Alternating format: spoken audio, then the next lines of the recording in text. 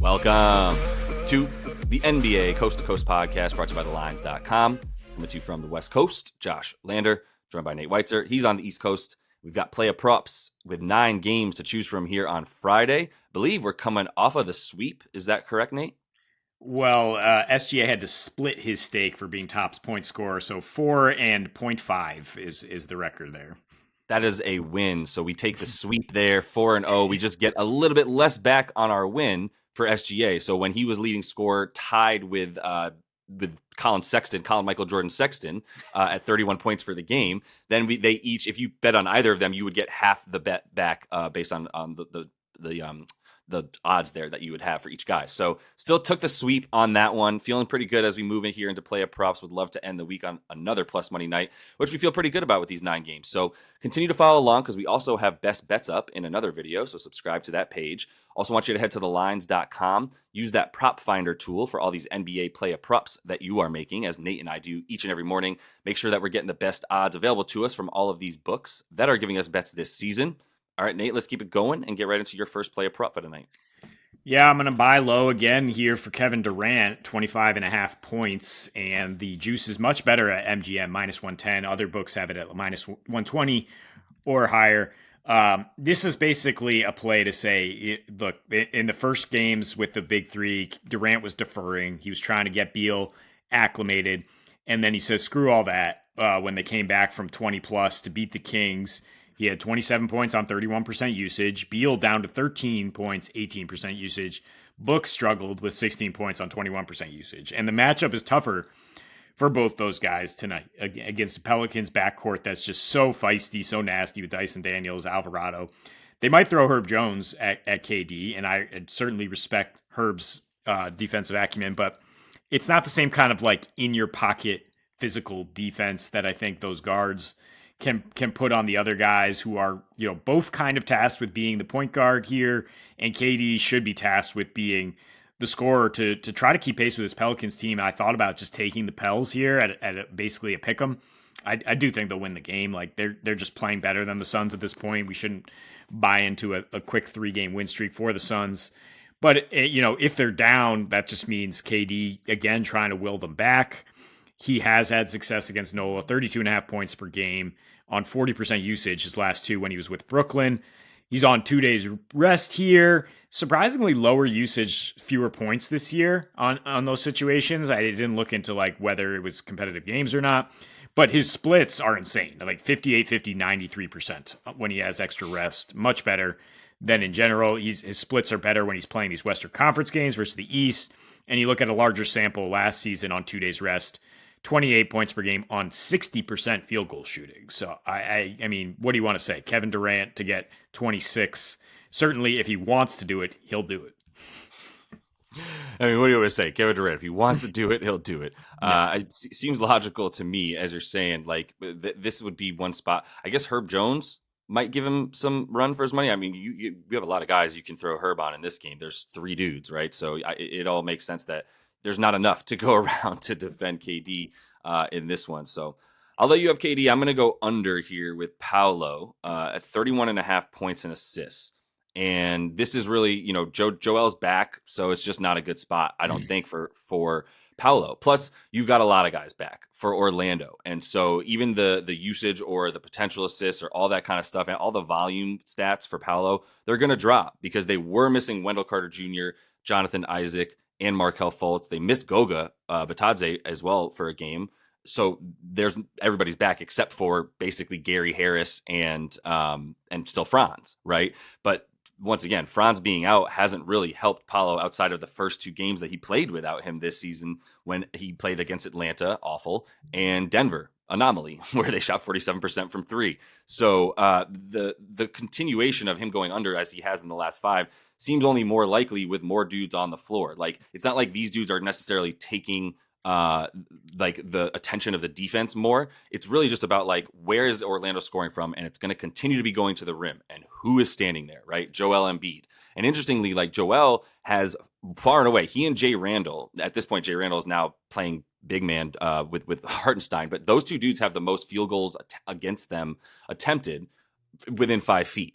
because they're both coming over and helping so much as well. And mostly Joel is like getting all these field goal attempts against him, but it's not even that his guy that often that's shooting the ball down low. It's just he's literally going up to attempt to defend everything, right? And so that's going to be where Paolo continues to go. He shoots 35% of his shots inside of that 9-foot range. He's always going to the rim. The three-pointers have continued to dwindle because he's always got at least two guys on him when he's that far away from the basket, because he's one of the only dudes that they're worried about. And none of these guys coming back are shooters. They got all of these big, long, rangy wings to come back. And if Paolo's going to get assists, it's not going to be from getting down low and then having open stuff down low. Like the Philly is great down low. That's where they're going to keep pushing you out and actually funnel you away from the basket. I don't love that D'Anthony Melton's not in, because he's a really nice, like, double team defender out on the wing if he's not the primary on Paolo, which he might have been at times. He also would have been nice, but we're going to get plenty of Toby on him. And then, like I said, Joel coming up and helping.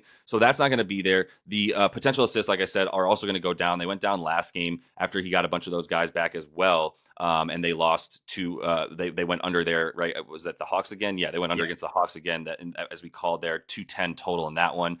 And he actually hit a last second three to get the cover on the game, which we didn't need. But it was the only reason he even had 25 points, because he was at about 22 before that, right? Poor Hawks bettors can't get a cover no matter what. 3-15 against the spread at home. But Paolo, this has been a cash cow. Paolo unders since he went nuts. Yeah, under and 5 straight, like you mentioned. And once again, got to throw out the bonus bet, which is Paolo under 26.5 points, Sixers money line plus 140-ish. That has been our most reliable bet over the last couple weeks. The Magic almost certainly cannot win if they don't get Paolo to get over 26 without Franz here. And like you laid out, there's going to be too much rim protection and too much. I mean, don't sleep on Oubre's ability to jump in there and double team as well. He's got a long wingspan. Tobias Harris doing a great job individually, helping limit Tatum in a couple matchups. Like, I think he can limit Paolo as well. Speaking of Tatum, though, Aaron Gordon over 14.5 points. He's got to get down there and punish Jason Tatum. A true power forward is AG, and a dying breed, that is. But Tatum plays power forward on the other side, and the best way to limit his offense might be to just try to capitalize on that. Gordon did drop 17.5 points on 52% shooting against Boston last season, 17 in general points per game against the East. You look at just like his game log against contenders, and I mean, he came up short of this at Utah because they got blown out. But that's eight of the last 9 otherwise against what I would consider contenders. He's gone over this points prop. He's gone over his points and rebounds in 7 of the last 9 as well. I don't know if I want to add the rebounds because the Celtics just make so many shots at home, and we do like overs here. But in his last 3 since that blowout at Utah, he is scoring 17, grabbing 7 rebounds, shooting 64%, and he's a plus 26. It's just such a beautiful interior game with Jokic. The Celtics are going to be keeping their eyes on Jokic, of course, and they're just a little more vulnerable at the 4 than the 5 with Porzingis out there. They've allowed the 4th most rebounds to power forwards in the last 7, and their bottom 10 in points allowed in that span. So I'll take AG to capitalize on that. I like it. I don't know 100% that Tatum is going to be the one guarding him. I kind of think it's going to be Jaylen Brown. I don't. It doesn't matter. Like, one's longer and taller but skinnier in terms of Tatum. One's a little bit shorter and stockier, but not as strong as Aaron Gordon.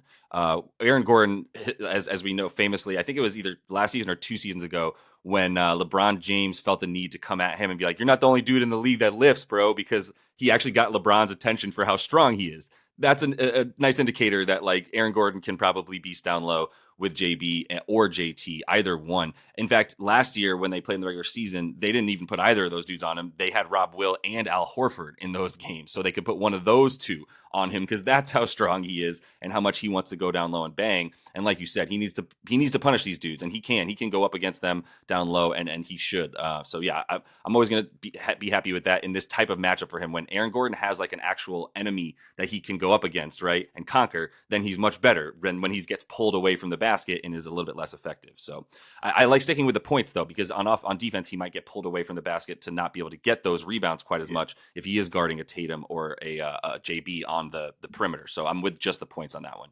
Let's close it out with under points.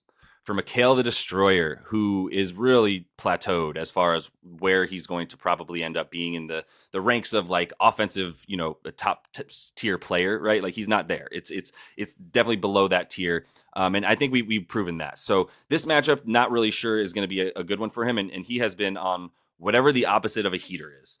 He still has over the last month averaged 20 points per game. But that's a lot of volume, to be honest, because he's shooting 26% from three, and he is getting to the free throw line a bunch, 6.2 free throw attempts per game. He has given way a little bit to the mid-range monster game because Cam Thomas is taking all of those mid-range shots with the fourth highest percentage of his shots from mid-range. And Mikhail's slightly below that, but point is he's going to the basket a bit more. He's getting like those 6 free throws are huge for him getting those points. And LA, the Lakers have been awesome down low, especially limiting free throws in the top 5 in terms of limiting free throws to their opponent each game, the free throw rate and all of that.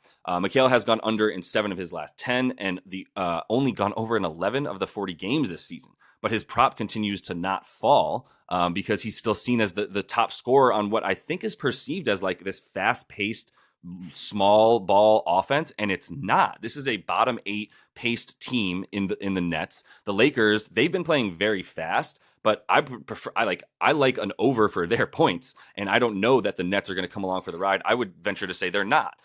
We talk about talked about in the best bets video why the Lakers have been not that good against isolation ball, which is what the Nets do as almost as much as anybody in the league, is just ISO these guys. Obviously, we have ISO monster in Cam Thomas, and Mikhail's just plays right off of that. But there is one defender who's good at that, and that's Taurean Prince, who has a nice individual defensive rating and is the dude you throw on the other team's best player to shut them down. So that would be the only dude that can actually defend the ISO ball, which is going to be Taurean Prince, who should be getting a good amount of minutes if you want to look at some stuff for him. But I don't think that Brooklyn's going to come along for the ride necessarily in this one. And even though shooting guards, which is what I would consider Mikhail, have had a decent time against the Lakers as of late, some of those dudes like Booker, Beal, even if you want to consider James Harden, Paul George, these guys had good games against them.